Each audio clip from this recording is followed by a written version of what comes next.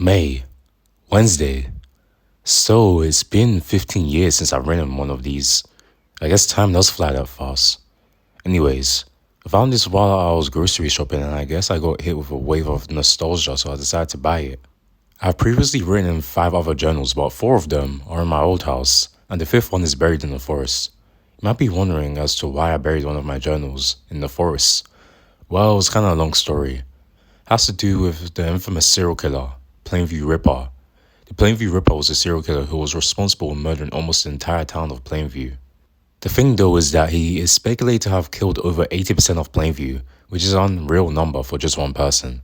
A lot of conspiracy theories have spawned from this incident, which includes the usual government being a part of it or even supernatural forces being responsible. I, however, do know the true answer. The true cause of the disappearances and subsequent murders was a monster that I'll call the Beast. I know that I may sound like I'm insane, but I'll give you a short summary. It all started when various people in Plainview went missing. Things started to spiral out of control when I decided to do my own investigation after my father and little brother, Manny, went missing. I basically fell down a rabbit hole. Probably the most shocking revelation is finding out that my best friends, Riley Jefferson and Holly Hills, were involved in all of this. But most importantly, I found out who the mastermind was. Leland. Honestly, I didn't even want to call him the mastermind, but I couldn't find any other word. Luckily, Riley and Holly had backstabbed Leland and the beast killed Leland. Then I transported the beast from the dimension where it came from. However, while I may have stopped Leland and banished the beast, I still lost a lot. Firstly, my hand. To make a long story short, I was kidnapped by the beast and it bit off my hand. Luckily, Riley saved me just in time, but the damage had already been done. I did finally get a prosthetic hand, but it cost me my entire life savings. At least it's better than only being able to use one hand for the rest of my life. But I didn't just lose my hand. I also lost all of my friends, Fregley, Holly, and Rowley. It's surprising that I'm even saying that Fregley was a friend to me, because not only did he chase me with a booger, he was also the person who summoned the beast, as well as Manny. But to play devil's advocate, he didn't intend on the beast to kill most of Plainview, and he even tried to stop it. Unfortunately, he ended up being killed by the beast in an extremely brutal way. But his death was not vain. As not vain because he did give me the book in order to banish the beast. Fregley, a white kid who ate his own boogers. Amen. Rest in peace, man. As for my other friends, Riley and Holly, it's a little bit more complicated with them. Like I said before, they were working with Leland. However, it was against their will. Anyways, after the nightmare was finally over, I went and stayed at Holly's house until my grandma picked me up. Me and Holly didn't talk for the entire time I was staying, and it got super awkward. And I eventually got picked up by grandma, and even to say goodbye to Holly. That was the last time I ever saw Holly. I didn't even do something as simple as waving goodbye to her.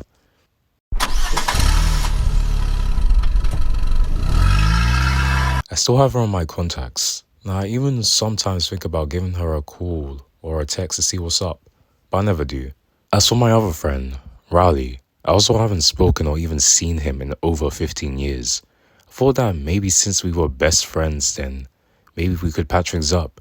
But it was as if he had dropped off the face of the planet. I even attempted to call him on multiple occasions, but he never picks up. Your call has been forwarded to an automatic voice message system. I'm not sure as to what happened to Rowley. I assume that maybe because of his guilt he turned himself in, but there probably would have been a news report or something. This isn't to say I'm completely friendless because I did become friends with Shara Gupta when I moved to Slacksville. But I believe the biggest thing I lost was my family. I know that might sound a little corny, but I do truly miss them. But I do feel a little responsible for their deaths.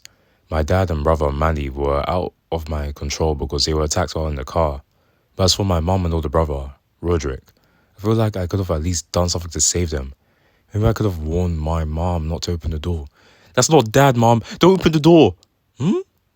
Or maybe even wake up Roderick and get the heck out of their house before Mom let the beast into the house. Roderick, wake up! You need to get out of the house immediately! What is it, Greg? Stop talking about nonsense. I could have done anything, but all I did was lay in my bed as the beast tore apart my mom and Roderick.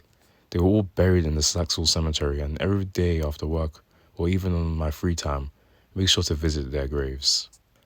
That's the short version as to what happened to me 15 years ago.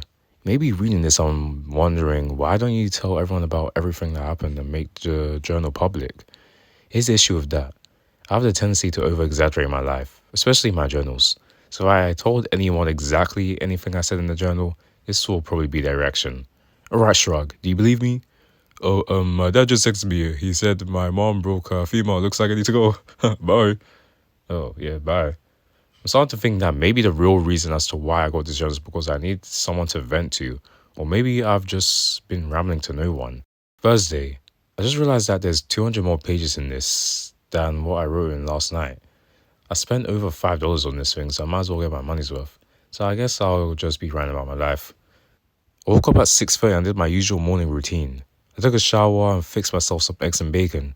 I decided to read the newspaper and I got a bit of a panic attack. The Saxville Daily. 3 people gone missing. 3 citizens of Saxville known as Jeremy Smith, Fred Griffin and Barney Grimes have gone missing while on a camping trip in the Max State Forest. Investigations have found no evidence of a struggle happening, so it is suspected that they may have gotten lost while on exploring the forest. If you have any information on their whereabouts, then don't hesitate to contact local authorities. Okay, I just need to calm down. It's just a coincidence that those people went missing. I mean, people go missing all the time. Anyways, I went to work.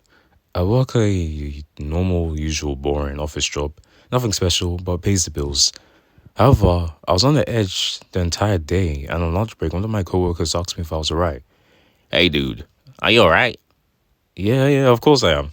I think reading that news article has messed with my head because I cannot stop thinking about everything that happened in Plainview all those years ago. I think I just need to go to sleep. It's pretty late anyways, and maybe in the morning I'll completely forget about it.